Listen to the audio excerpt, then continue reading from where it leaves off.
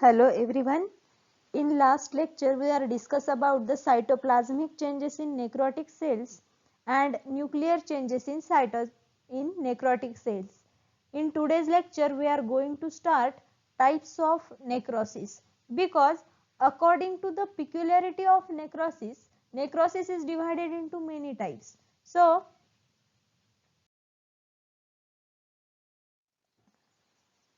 types of necrosis, here is a 7 types of necrosis. So we are going to start one by one.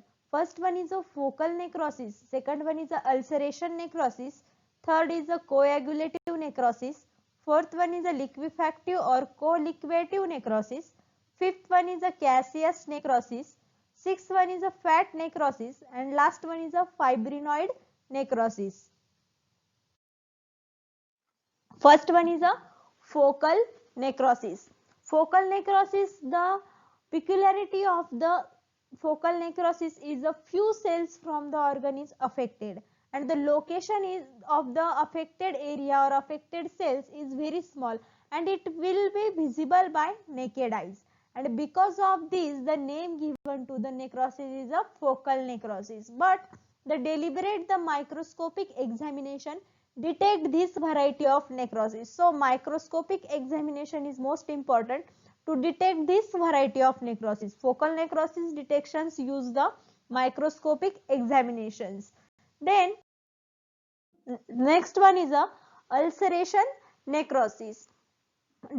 Because of the break or brush of epithelial cells of skin of gut, the name is given to the ulceration necrosis, and because of this ulceration formation, the only wound formation takes place, and through this wound bacteria enters into the tissue and they produce toxic substances and causes necrosis. And because these toxic substances react with cytoplasm or the toxic substances react with the nucleus, the many changes are seen in the cells, and cells lead to the necrotic stage. So is also known as a ulceration necrosis. Next one is a coagulative necrosis. Coagulative necrosis, it is a type of accidental cell death typically caused by ischemia or infection. Ischemia means insufficient arterial blood flow. The insufficient arterial blood flow having many causes like the trauma, mechanical injury, poisons. They have a many causes of the ischemic conditions. And the coagulative necrosis is the formation of the gelatinous substance into the tissue, and it is due to the protein denaturation process. And this necrosis typically seen in low oxygen environment. It is primarily occur in kidney, heart, adrenal gland, in many soft organ. And because of this coagulative necrosis, the many causes like hypoxia is main cause, means the lack of oxygen, and lack of oxygen causes the cell death in localized area which perfused by the blood vessels, because they fail the delivery of primary oxygen and also other important nutrient. Then another cause of the coagulative necrosis is the damage, blood vessel damage due to mechanical trauma. Then coagulative necrosis, in simple way we are said about the coagulative necrosis, when blood vessels are damaged due to the mechanical trauma, then the endothelium of blood vessels become leaked, and the large amount of plasma along with thromboplastin like substance is liberated in the tissue, and they causes of clotting interstitial spaces by reacting tissue fluid and lead into the necrosis, means the accumulation. But which accumulation? The protein denaturation and the large amount of the content plasma, thromboplastin, and they are substances, all substances are the reach into the interstitial spaces, and because of these interstitial spaces they reacted into the tissue fluid, and when it reacted with the tissue fluid, the formation of gelatinous tissue into the tissue fluid, and is also because of this peculiarity, formation of gelatinous tissue is also known as the coagulative necrosis, because it coagulate, all substances are coagulate, and is also known as a coagulative necrosis.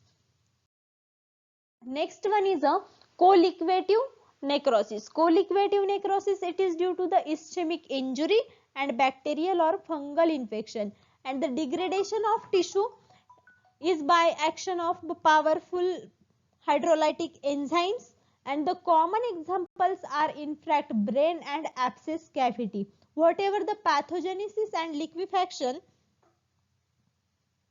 digests the dead cells and resulting in the transformation of tissue into a liquid viscous mass.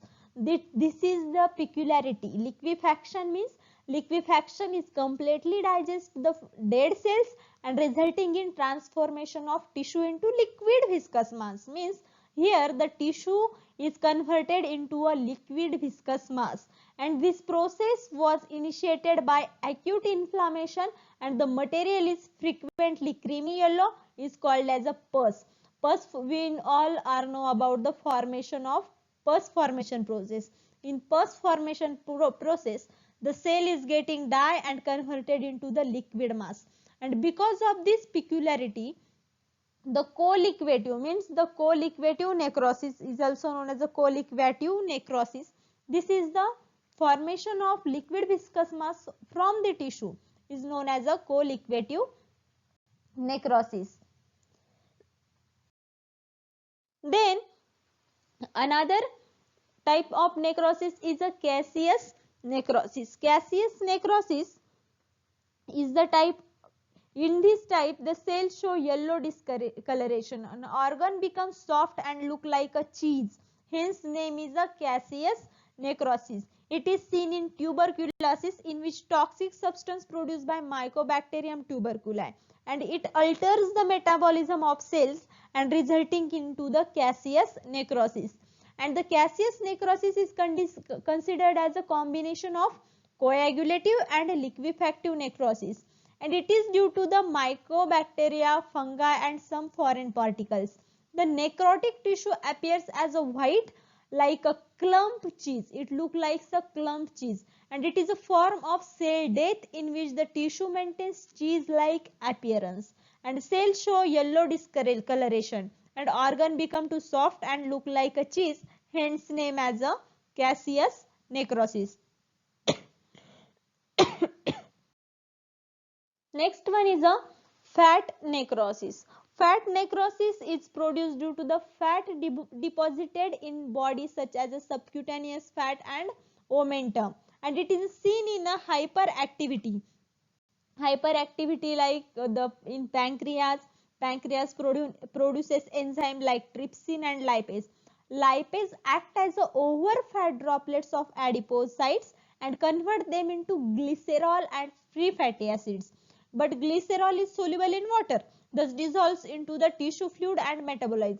But free fatty acids attached with the calcium, then potassium, the salts of blood and form a necrosis, because free fatty acid cannot dissolve into the tissue fluid or cannot dissolve into the water, so it ultimately not dissolve into the tissue fluid, so it is remain as it is, and it attached with the calcium and phosphorus, and they transfer into the blood and they form a necrosis, and because of the free fatty acids, the name give to the fat necrosis. Last type of necrosis is a fibrinoid necrosis. In fibrinoid necrosis, when necrotic focus is very small and complete regeneration is possible, but when large tissue damage occur, regeneration is impossible, then in such cases necrosis is repaired by a formation of fibrous tissue called as a fibrosis, and this condition is known as a fibrous necrosis. These are the 7 types of necrosis. The 7 types of necrosis, and every necrosis have a peculiar particularity. So this necrosis is divided according to the peculiarity. The 7 types of necrosis according to this peculiarity, or according to the site, or according to the infection. So here we stop. We finish the types of necrosis. Today I stop here. Thank you.